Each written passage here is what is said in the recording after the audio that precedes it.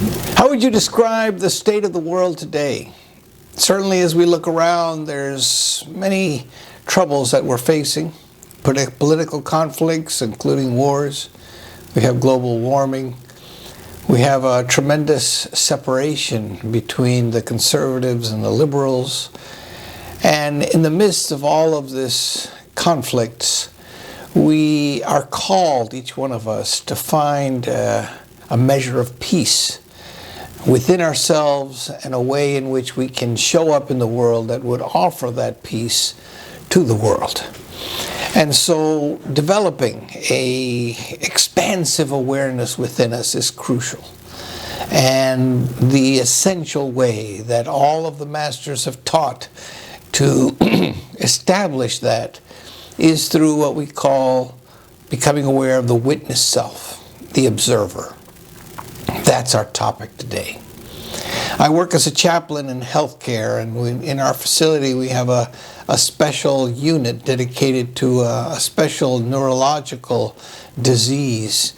And it affects different people in different ways, but in this one case there's a man who just seems to have lost his memory, kind of like Alzheimer's. And yet every day his husband comes to visit with him and sits with him and has a cup of coffee or sometimes shares a meal with him. And the other day I asked him, why he comes to visit him, because he doesn't know who he is. And, every time he comes, he's got to introduce himself and do all of this. And he answered me in a very profound way. He says, well, he doesn't know who I am, but I know who he is. And to me, this was a tremendous symbol of grace, because there is a part of us that knows who we are in truth. And we call that the witness self. So if you can imagine this man sitting with his husband and seeing him beyond the disease, seeing his wholeness, if you will. In the same way, we have an aspect of self called the witness, the I am. We can call it the soul, the Christ consciousness, that is able to observe and to witness and to see with absolute clarity who and what we are. Once upon a time, I had a dream. And in this dream, I was offering a sermon in a church. And in this sermon, I had a huge whiteboard that was there, and I was using it to write things and give instructions. And in this sermon, in the middle of the sermon, this man shows up who just seemed to radiate light. It was a man who just seemed to exude wisdom and light and peace. And I'd never seen this man before, and he walked in, and as I saw him, I kind of recognized that he was just a luminous soul. And I invited him to come forward and to address the congregation there. And when he came forward, he says, would you mind holding up the whiteboard? The whiteboard was already on a stand, but he was asking me to stand behind the board and hold it up. Now this was a large whiteboard, and holding it was kind of heavy. I had to stand behind it, and I sort of became its tripod. And in the dream, he starts to speak, and I notice as I'm holding this board, I'm having thoughts about, well, I don't know how long I'll be able to hold on to this board. It's kind of heavy. And yet I noticed that the board was becoming lighter and lighter. So much so that there came a moment when suddenly the board was just floating in the air. And when I stepped out around the board, and the board remained just sort of fixated in the air, everybody in the congregation was astounded. The man who was speaking said, you're all astounded by the board floating in the air. But what you need to be concerned about, what you need to be interested in or curious about, is the consciousness with which that board can float in the air. To me, that was a significant dream, because it brought the attention to what it is that is essential in our life. And we sometimes think that we want the prize in life, the ideal job, the finances, the power, the relationship, whatever it may be. We want the position, we want the pleasure, we want the car, we want the person, we want all of these things that signify to us a prize. Nevertheless, when we focus on the prize, we lose a sense of what we really cherish, which is really our open-hearted presence, which is the real gift that we have in this life. You remember the story in the Bible about the pearl of great price. And it says that a man found a pearl in a field of great value. And he went and he sold everything that he had just so he could buy that land and keep that one pearl. That one pearl was the essential thing that he wanted. Everything else he was willing to let go of. Well, that's what we're talking about today. There is a pearl of great price within us, and it is this witness self. Now, what is it that we are talking about? This witness self is the capacity to mindfully witness what is going on right here and right now. Right? It is our ability to have emotions, to have thoughts, to bring our attention to the present moment and be able to observe them as if we were an outside observer to these thoughts, emotions, to whatever's going on in the body, that we can witness it. Now, oftentimes this requires a certain pause. And this year I had a wonderful moment. We have in our tradition what we call a white stone ceremony. And I remember the last year I did the white stone ceremony, and you get this little stone and you're supposed to write a word that comes to you intuitively. And last year's word was trust. And I put that stone where I could see it every day. Well, this year the word was pause. And I put that in a very prominent place so I can see it constantly, to pause. It requires you to slow down, to assume a perspective in which you're able to see what it is that is going on. And it could be positive, negative, could be anxious, could be stress, could be something in the body. We come back to the breath. We breathe in, and basically there are two questions that help us land this consciousness or establish it within us. Bring us to the here and now. The first question is, what is happening inside me now? And again, I'm going to make a little inventory of the feelings that are coming up, both positive and negative, whatever's going on. Also, I'm going to be aware of the thoughts that I'm having. Again, positive or negative, wherever my thoughts may be, we always start exactly where we are. We want to be aware of what we are. And so as we become aware of this, then the second question is, can I let all of these thoughts and emotions be exactly as they are? Or do I need to change them? Do I need to get rid of them? Do I need to make them bigger or smaller? Can I just accept them exactly like they are? We want to become aware of awareness. This is the witness self, becomes aware of what's going on. Now, when that happens, there is a sense of space, spaciousness, we could say, that is created within us, that allows us to be able to witness this in a space in which those things which we're witnessing become part of something much more expansive. We don't get trapped in the minutiae of thoughts and feelings. The vicious cycle that these thoughts and feelings engender within us. But we somehow can see them aside. And so we come to realize that those thoughts and feelings are there, no doubt about it, but that who we are is something much greater. It's what we could call the soul. Now, last summer I went to the beach, and this one day we were at the beach and they were having a terrible riptide, with some currents. And I went out in there, and right away the lifeguard started beating me and telling me to come back in because there was this swirling, because, you know, the waves were hitting and the currents were flowing. And as I was coming out, I was having a hard time even getting out of the ocean, because I would stand up, a wave would come and knock me over, and I would tumble there, and I'd try to stand again, but the current was pulling and the waves were pushing, and it was very unbalancing. But I was kind of stuck in this.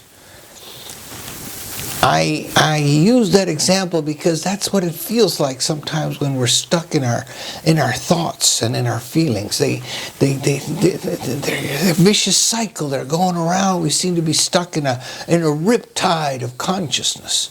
When we pause and when we assume the witness self, we have the ability to be able to stand aside from that and come to know that yes, those thoughts are there, but who we are, what we are, is something greater. There's spaciousness, there's openness within us.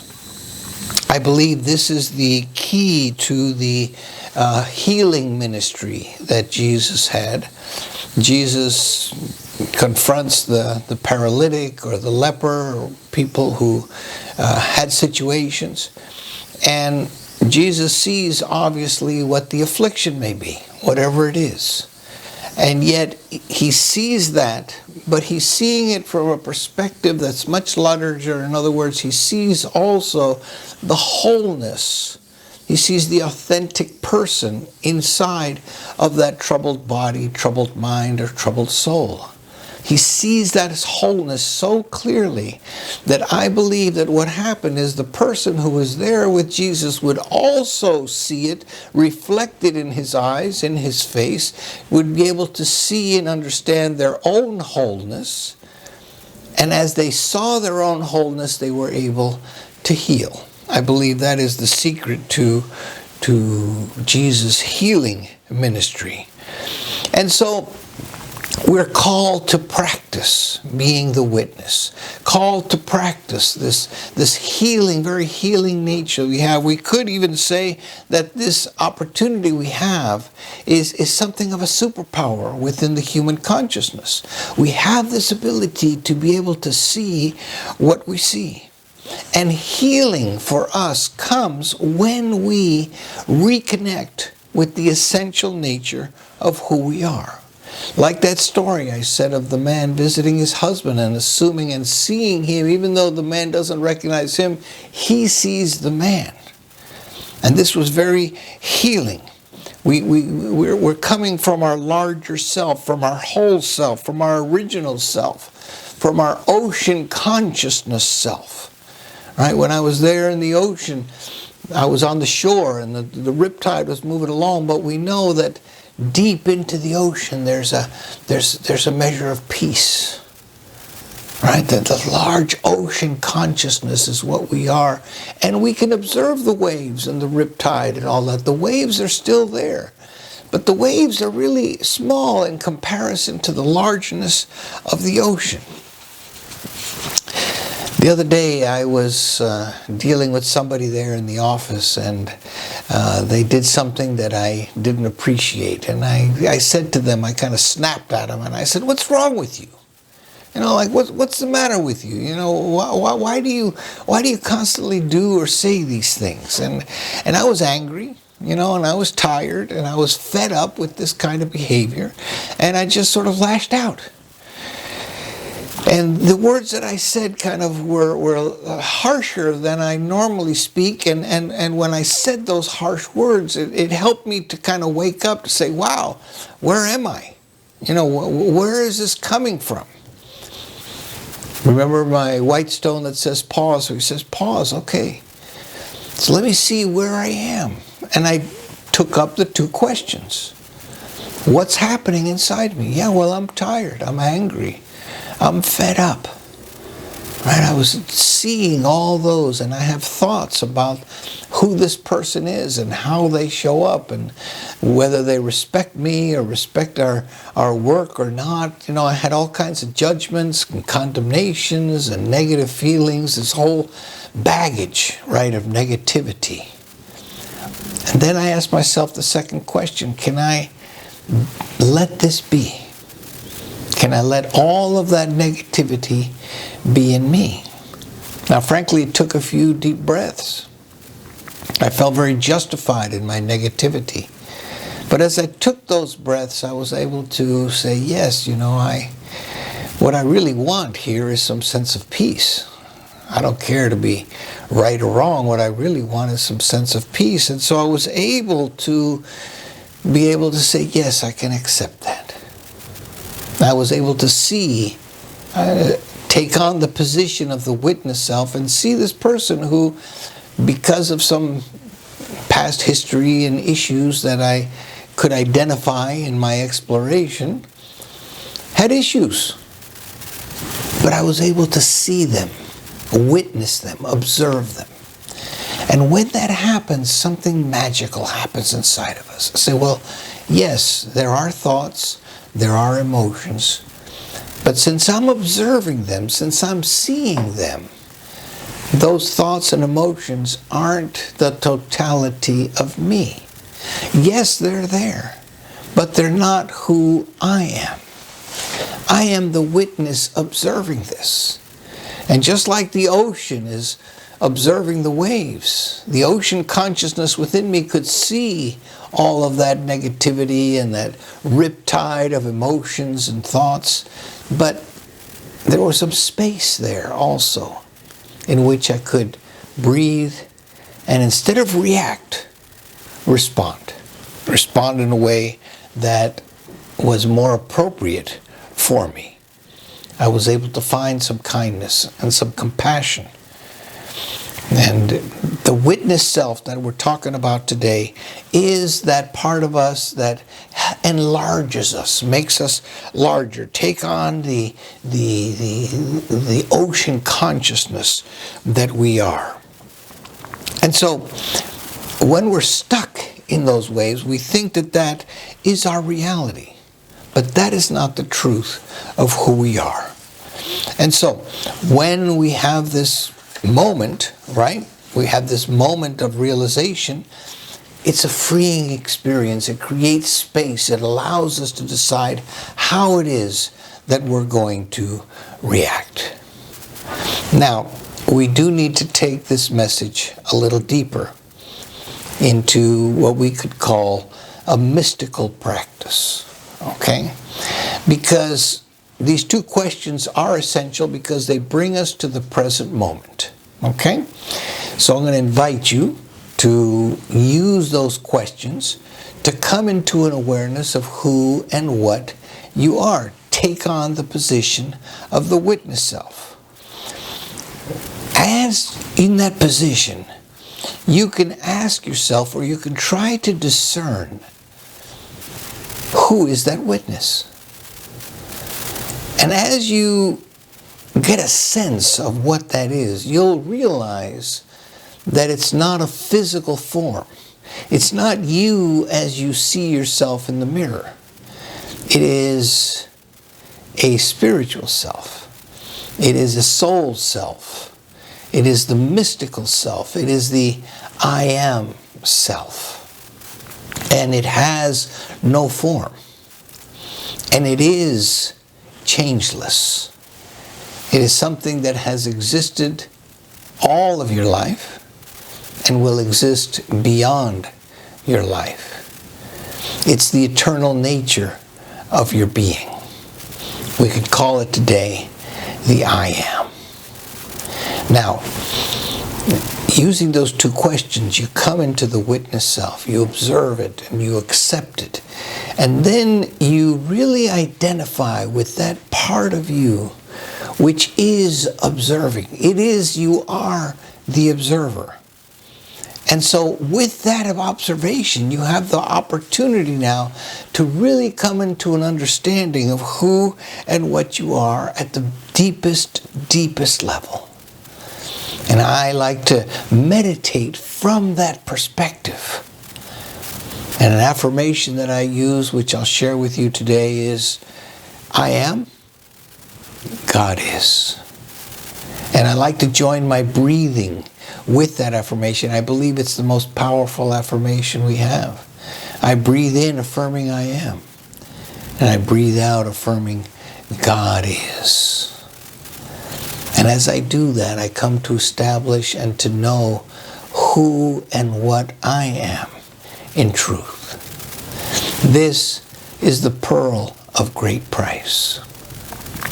This is the husband who's coming to visit the other part of us that has lost our mind, lost in the trance, lost our memory. It is the ocean consciousness expressing as us. I am. God is. The witness self is our superpower, or what we could call affectionate attention. Juan Enrique Toro greeting you on this beautiful day, thanking you for the thumbs up, thanking you for subscribing for the channel, and of course the donations. We're always very grateful for those. The links to those donations are found below. I'll leave you with this idea, which is perfectly pertinent to our message today. Life is consciousness, and consciousness is life.